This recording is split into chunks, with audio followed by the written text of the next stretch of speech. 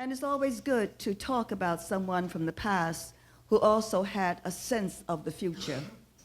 My opening reading is from What America Means to Me by Pearl S. Buck.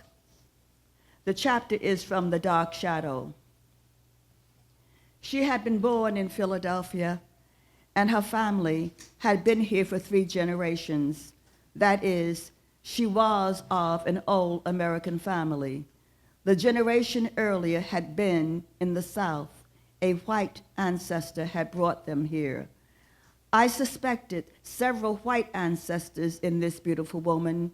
Her skin was golden brown, and her hair was smooth, and her features fine. "Tell me," I said, "you are of very mixed blood."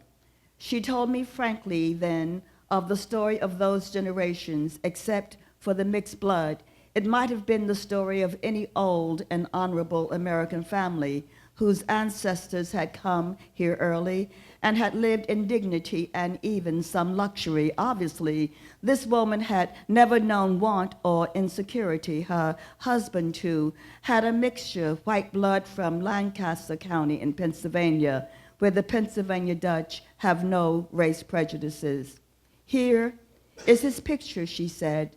I looked into the face of a handsome and strong man. He wore a uniform. He fought in the last war too, she said proudly, and he didn't feel he was doing his duty until he volunteered again.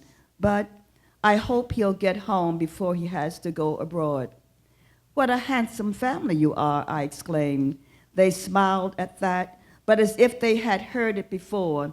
We had tea and we talked, and I heard of the trip to Europe where the father had gone for advanced study in medicine. Why had he gone to Europe, I asked. The faint shadow passed over the pretty woman's face. "It's easier for us over there," she said. Then she added, "We doubted whether he would have been allowed to do the same work here." Until then, I had been enjoying myself. I had been thinking, here is a colored American family who feels no disadvantage in their color. Obviously, they are well-to-do, highly educated, and happy. I had never had this experience before. I had not seen colored Americans who did not have a rankling, bitter sense of injustice done them. This family, I thought, with relief, showed that it was possible to live in America, colored and yet like anyone else. "Does your husband have white patients as well as colored?" I asked. "Oh, yes," the pretty woman said. "He goes wherever he is needed." "And you," I asked, "do you have white friends?" "No," she said quietly, "I have none." "But your daughter," I persisted. "She tells me she goes to school with white girls." "So did I," the mother said. "But after school, I didn't see them anymore." "But why?" I asked. "One doesn't want to go where the welcome is doubtful," she replied. The shadow was very clear now. I determined to pierce it and find out what it meant. "Let's talk frankly about this matter of race," I said. "Do you have much trouble with it here in Philadelphia?" "Oh, no," she said quickly, "not if we choose our places. That is, there are nice places to eat where they will let us come in, and we just don't go to the other places. We soon find out where the right places are, and we avoid insult. And the theaters, the best ones don't discriminate," she said, "and we can hear good music. They let us come to the concerts." "They?" I asked. "The white people," she said gently. "But you have your own friends?" I asked. "Oh, yes," she said. Her face brightened. "I have many very nice friends, and their daughters are my daughter's friends. We have a pleasant little set of our own, and we live within it."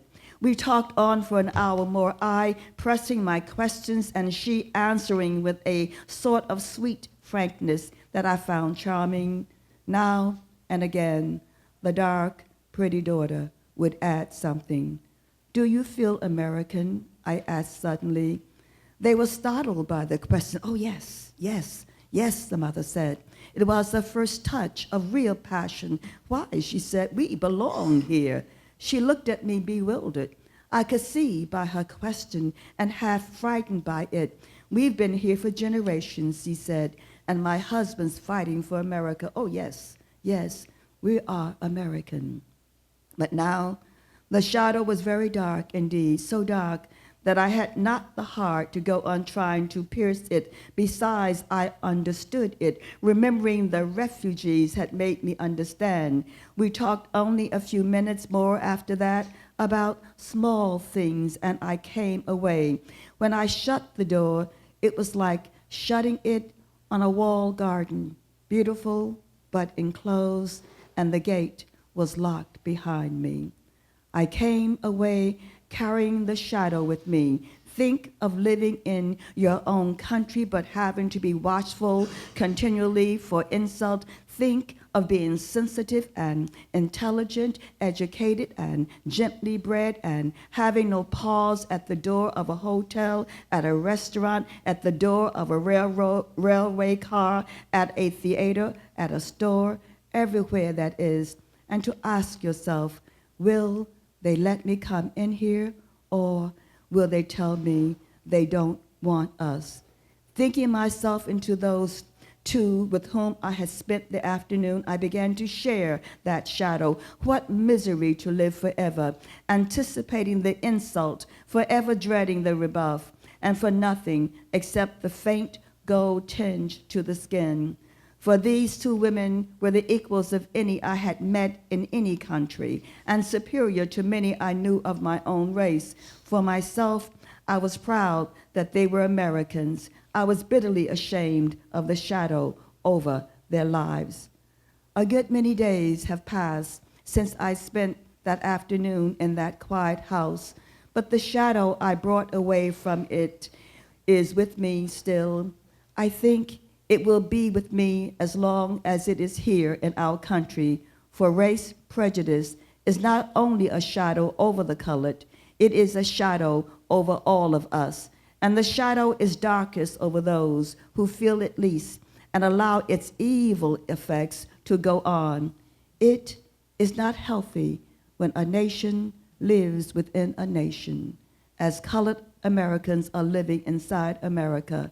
A nation cannot live confident of its tomorrow if its refugees are among its own citizens.